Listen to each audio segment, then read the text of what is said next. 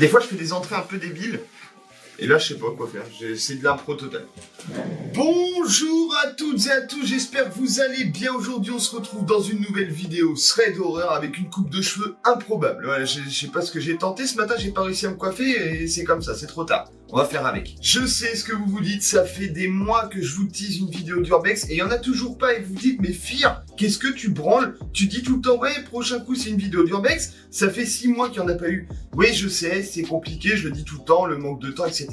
Mais j'ai des projets d'Urbex en cours, faut juste que je trouve le temps de les mettre en place. Et pourtant, j'ai plein de trucs à faire et j'ai une envie incroyable d'en faire. Ça va arriver, vous inquiétez pas, ne partez pas pour ça s'il vous plaît. Restez, il va y en avoir, je vous le jure. Mais pas d'inquiétude, vous le savez, j'aime toujours autant l'Urbex, c'est toujours cette passion qui me hante. Le jeu de mots est trop rigolo, hanté, tout ça, bref, c'est cringe. On va donc passer maintenant au thread horreur parce que ça j'adore en faire, c'est simple à réaliser chez moi parce que c'est chez moi. Ça fait 2 fois chez moi? Ouais, 2 fois chez moi. Donc je tourne ça chez moi, je lis des threads tout le temps pour moi, donc du coup c'est assez facile d'en trouver. Et j'adore partager les histoires des autres personnes que je lis qui sont incroyables parce que c'est des choses qu'on croise pas tous les jours et c'est hyper intéressant et très creepy des fois. Hein. Enfin souvent même celles que je prends sont creepy. Comme à mon habitude, j'ai pris cette histoire sur Reddit et sur le subreddit français Let's Not Me FR. Du coup, c'est que des histoires qui sont françaises et je trouve ça carrément mieux de dire et d'intégrer dans mes vidéos des histoires françaises parce que je trouve que ça rapproche plus la communauté vu que vous êtes pour la plupart tous français ou francophones, belges. En 1291, quelle duchesse de Bretagne, épouse de roi de France, Charles VIII au château d'Angers. Québécois ou n'importe quel autre pays où vous parlez français parce que si vous parlez pas français, c'est un peu compliqué de me comprendre du coup et ça a aucun sens. Perdons pas plus de temps, on va commencer l'histoire du jour qui est celle de Bérénice qui ne cache pas son nom, a priori ça a l'air d'être son vrai prénom.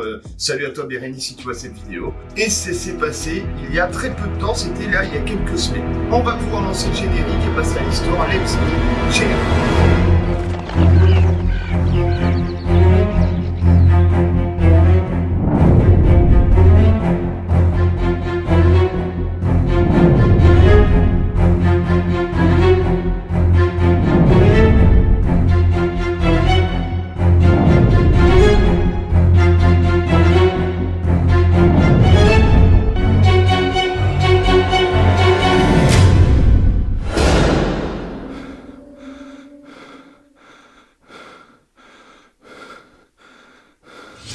Nous sommes en août 2021.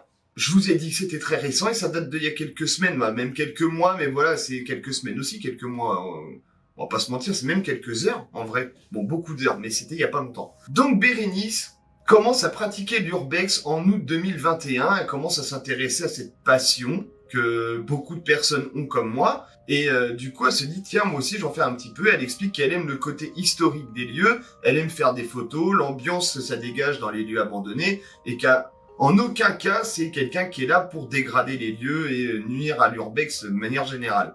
Elle est très heureuse de partager cette passion avec son copain et 2 amis à eux qui sont aussi passionnés d'Urbex et qui les accompagnent fréquemment dans leurs sorties. Donc depuis août 2021, elle s'intéresse à l'Urbex et là, elle va commencer à faire quelques lieux et arriver en octobre, donc là encore plus récemment, ils organisent un petit road trip avec leurs amis où ils vont devoir partir tout un week-end sur plusieurs spots à visiter. Malheureusement, il y a un de leurs amis qui les accompagne souvent qui n'est pas disponible ce week-end-là, donc ils vont partir que à 3. La destination se trouve du côté de Annecy, ils ont repéré une multitude de spots d'Urbex à explorer là-bas.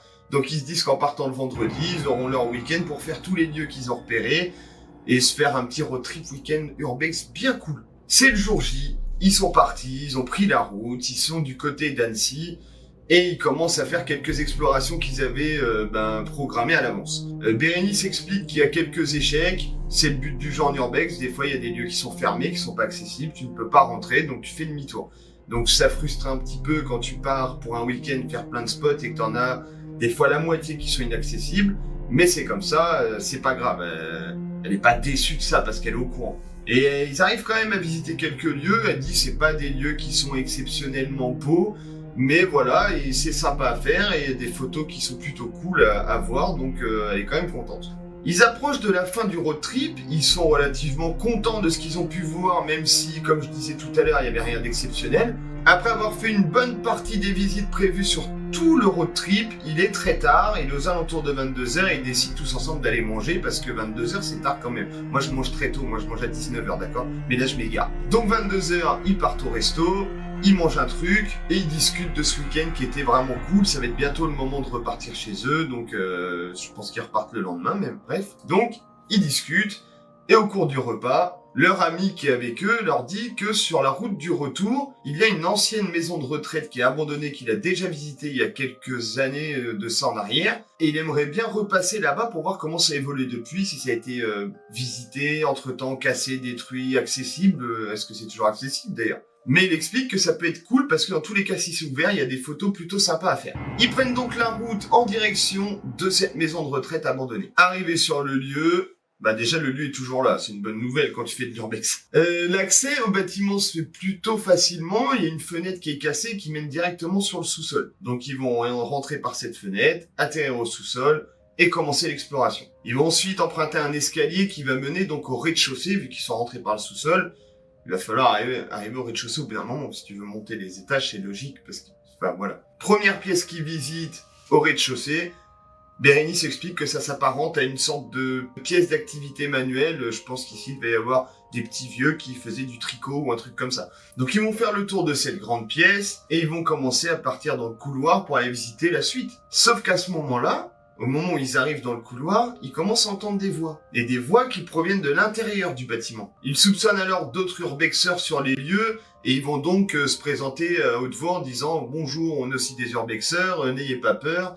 Sauf qu'ils vont avoir aucune réponse. Un gros silence va s'installer dans le bâtiment, ce qui va commencer à générer un petit peu de stress pour eux. Mais ils paniquent pas plus que ça, ils se disent que soit les gens qui sont là dans le bâtiment les ont pas entendus, soit ils ont pris peur et du coup ils se sont mis un petit peu à se taire et ils vont peut-être partir ou du moins venir à leur rencontre, enfin bref, ils ont pas plus peur que ça quoi, mais voilà, tu sais que t'es pas tout seul. Ils continuent donc l'exploration, ils vont arriver dans ce qui s'apparente à une cuisine. Et de là, ils vont entendre encore des voix. Ils vont recommencer à se présenter en disant comme avant que c'est des urbexeurs, bonjour, on est présent quoi, ils veulent montrer qu'ils sont dans le bâtiment. Sauf qu'au moment où ils commencent à parler, les voix se stoppent encore, comme si ce coup-ci ils les avaient vraiment entendus et qu'ils voulaient pas parler. Donc là forcément il y a un petit peu de stress qui s'installe parce qu'ils se disent là on est sûr à 100% que les gens qui se trouvent dans le bâtiment nous ont entendus, pourquoi ils nous répondent pas et pourquoi ils sont toujours là en fait? S'ils avaient eu peur ils auraient dû quitter les lieux, s'ils avaient pas peur ils nous auraient dû nous répondre tout simplement. Son copain et son ami veulent surtout pas quitter les lieux, ils se disent que dans tous les cas si quelqu'un se trouve à l'intérieur du bâtiment ils vont forcément se croiser un moment ou l'autre et ils improviseront à ce moment-là,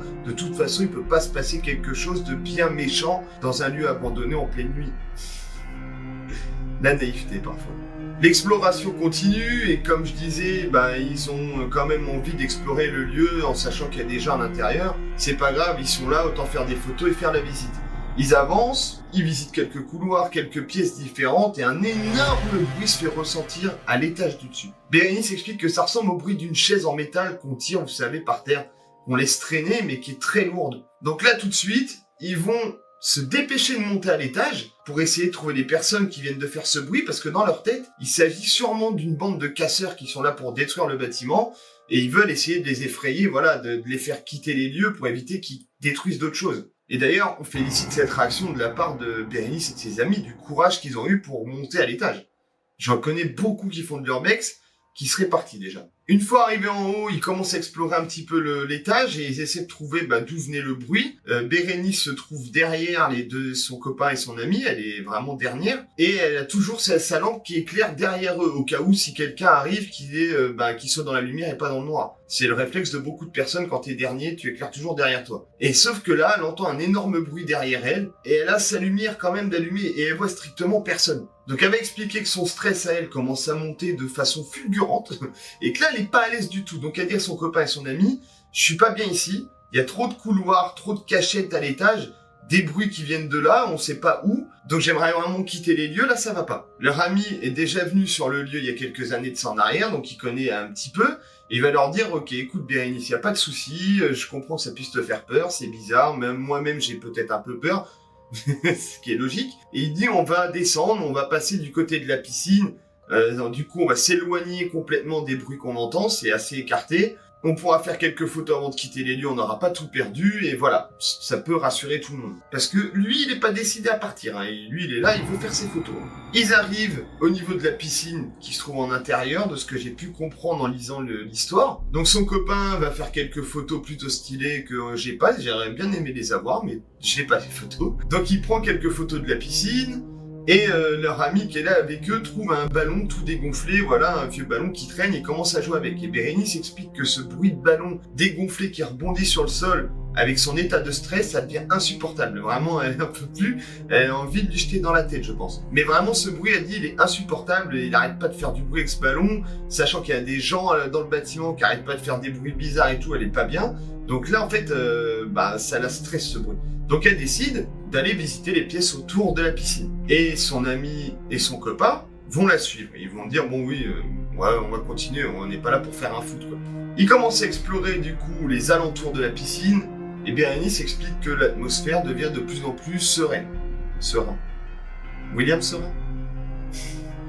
Les minutes passent, tout le monde est plus ou moins apaisé, il n'y a pas eu de bruit depuis quelques minutes, ils se sentent bien et ils finissent leur visite avec quelques photos de prise plutôt cool, jusqu'au moment où un énorme bruit va retentir dans le bâtiment, ce qui va faire sursauter tout le monde. L'ami de Bérénice va lui dire « T'inquiète pas Bérénice, c'est rien, c'est juste le ballon que j'avais tout à l'heure qui a dû tomber. » Mais Bérénice a dit « C'est pas possible qu'il soit tombé parce qu'en fait il était déjà par terre, donc il n'a pas pu tomber de par terre pour aller par terre, c'est pas normal, quoi, ça peut pas faire ça normalement. » Et de toute façon, le bruit qu'il venait d'entendre, ça s'apparentait pas du tout à un bruit de ballon, c'était quelque chose de beaucoup plus lourd, beaucoup plus impactant sur le sol, vraiment comme si quelque chose de mastoc était tombé. Donc là, c'en est trop, parce que les bruits étaient censés être très loin dans le bâtiment, et là, c'est assez proche d'eux, parce qu'ils se sont éloignés, et il y a encore des bruits ici.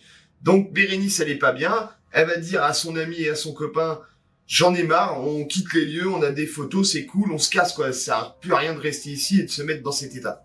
Ils vont alors commencer à emprunter l'escalier qui mène vers la sortie, et au moment de prendre cet escalier, leur ami va s'arrêter net, en demandant à tout le monde de ne plus faire de bruit parce qu'il croit entendre un bruit plutôt bizarre. Et effectivement, il entend un bruit de scie. Et je parle pas d'un scie, une note de musique. Là, je parle d'un bruit de scie pour couper des choses. Ils commencent à avancer donc tout doucement en direction de la sortie, et ils vont se retrouver face à une pièce qui est fermée, alors que les autres sont toutes plus ou moins ouvertes, et là, il y a une sorte de local avec une porte fermée. Et c'est de l'intérieur de ce local-là que proviennent les bruits de scie qu'ils sont en train d'entendre depuis tout à l'heure. L'ami de Bérénice va alors faire quelque chose que Bérénice va complètement regretter, alors que c'est pas elle qui va faire l'acte, mais dans sa tête, elle était juste prête à quitter les lieux. Et là, lui, dans son élan de je ne sais quoi, va se mettre à cogner à la porte. Et il va leur dire, écoutez, on est juste là pour visiter, on n'est pas de la gendarmerie, soyez tranquilles, il vous arrivera rien avec nous. Il est toujours dans cet esprit où il a peur pour les gens, mais pas pour lui, alors que le danger peut être pour lui là en fait. Le bruit de scie va s'arrêter instant, pas de réponse de la part des personnes qui se trouvent à l'intérieur de ce local, donc lui, il va essayer d'ouvrir la porte tout simplement, sauf que cette porte est complètement fermée. Il n'arrive pas à l'ouvrir, il pousse, mais il y a quelque chose derrière qui bloque la porte. Bérénice, dans un état horriblement mal, elle va dire à son ami et à son copain, on quitte les lieux, on s'en fout de ce qui se trouve à l'intérieur, c'est le moment de s'en aller là en fait, parce que après c'est le décès sinon. Et au moment où elle finit sa phrase, ils vont entendre un dernier bruit derrière cette porte qui s'apparente à quelqu'un qui aiguise un couteau. Vous savez, le bruit des lames là, ça fait le même bruit que ça derrière la porte, et la poignée de la porte est en train de bouger, ça veut dire que quelqu'un arrive sur eux, et se trouve là, à 20 cm d'eux, il y a juste une porte qui les sépare. Ils vont alors on aurait dit un mec à 23h30 dans un bar en train de raconter une histoire. Ils vont alors taper leur meilleur sprint, quitter les lieux très vite, de choses qu'ils auraient dû faire depuis longtemps, de ce que dit Bérénice, elle, depuis le début, elle avait envie de courir. Ils vont tracer comme des oufs. Elle explique même qu'ils ont failli carrément se couper avec les morceaux de verre qui traînaient ici à cause des fenêtres pétées. Mais je pense pas que ce soit ton premier souci dans ces moments-là. Et en courant, faut savoir que Bérénice, elle est la dernière. Alors, petite parenthèse, les deux gars, si vous voyez cette vidéo, vous avez lâché votre meilleur appât, en fait. Vraiment, vous avez couru, vous avez laissé Bérénice derrière en mode, prends ça, nous, on est partis, nous. Lâche-nous. Non, mais vraiment, les gars, courez moins vite, laissez la fille passer devant, quand même. Parce que si le mec derrière court plus vite qu'elle, théoriquement, c'est elle qui va attraper en première.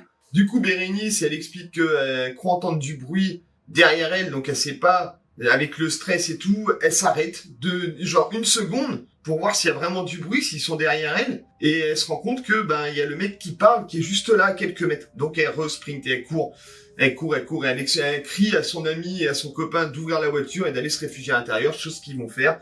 Ils vont tous courir dans la bagnole, se renfermer à clé, démarrer et partir. Au moment de partir, donc ils démarrent la voiture et là c'est un peu plus calme, un peu plus apaisé qu'ils vont reprendre leurs esprits. Et ils se disent, putain, mais qui sont ces gens? Qu'est-ce qu'ils faisaient? C'est quoi ces bruits? Pourquoi ils nous répondaient pas? Ils veulent quand même une réponse à ça, ils veulent pas partir sans réponse et je vous rassure, ils sont pas re-rentrés à l'intérieur.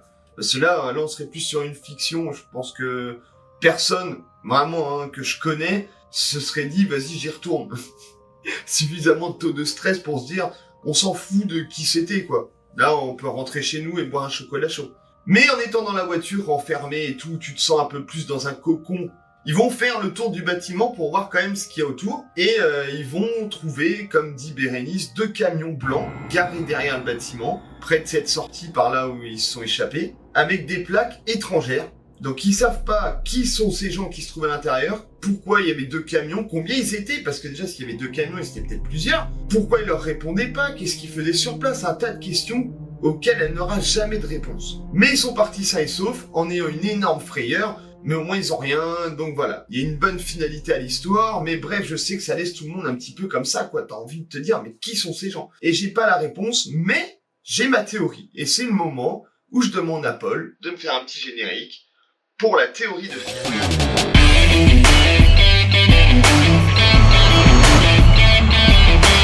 Pour ma part, et c'est vraiment pour ma part et mon point de vue à moi, après vous en faites ce que vous voulez, attention, je dis pas que c'est la vérité. Mais en répertoriant toutes les informations que j'ai pu trouver dans le thread et toutes les interactions qu'ils ont eues avec ces personnes-là, ils leur demandent qui ils sont, si c'est des urbexeurs ou bref, ils se présentent, les gens ne répondent pas.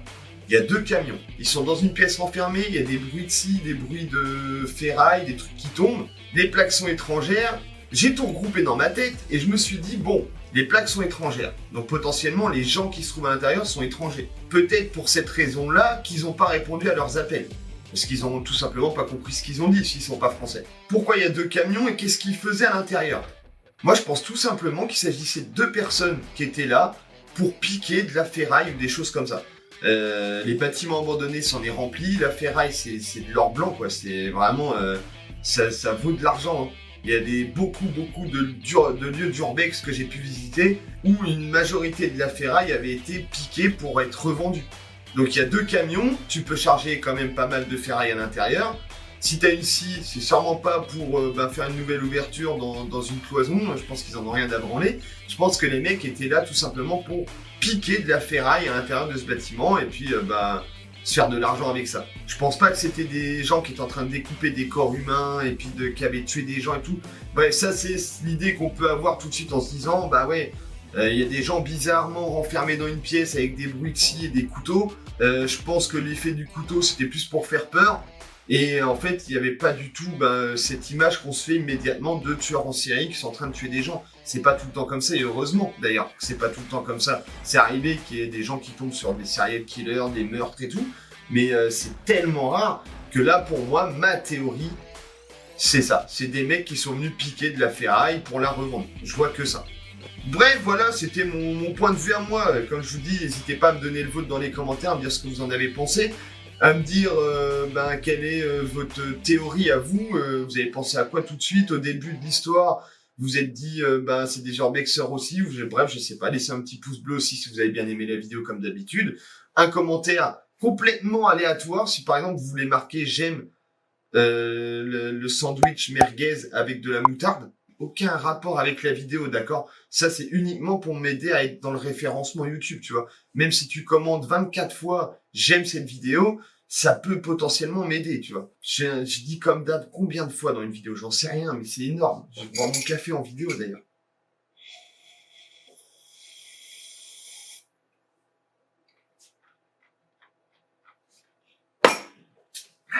Bref, je vous souhaite à tous et à toutes une très bonne journée si c'est le matin, une très bonne nuit si c'est le soir.